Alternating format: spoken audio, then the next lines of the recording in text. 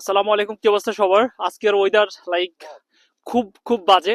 আমার মনে হয় লাস্ট 10 ইয়ার্স এর মধ্যে এত বাজে সিচুয়েশন কখনো তৈরি হয় নাই এখানে।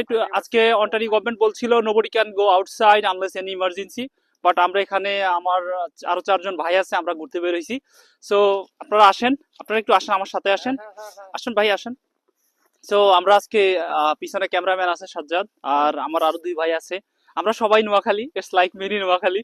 তো আজকে যে জিনিসটা আমি ফোকাস করতে চাচ্ছি, বিশেষ করে বাগেরহাটের সদর উপজেলা ছাত্রলীগের যে প্রেসিডেন্ট সাদ্দাম ভাইয়ের যে মর্মান্তিক যে ঘটনাটা, এই দেশের না সারা পৃথিবীতে যত বাঙালি আছে সবার হৃদয়টাকে মর্মান্তিক ভাবে আহত করেছে, ব্যথিত করেছে।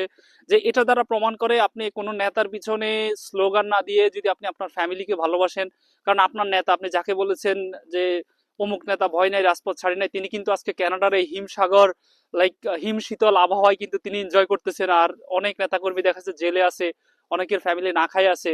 So focus your self, oil your own machine, সোজা কথা, নিজেকে ফোকাস করুন। আপনি আপনার কর্মকে প্রাধান্য দিন। Life would be fantastic, life would be beautiful. So yeah, thank you very much watching my self and আমি একটা কথাই বলবো যে সবসময় নিজের ফ্যামিলিকে ভালোবাসুন, নিজেকে ভালোবাসুন। Life would be fantastic, life would be beautiful. Thank you very much.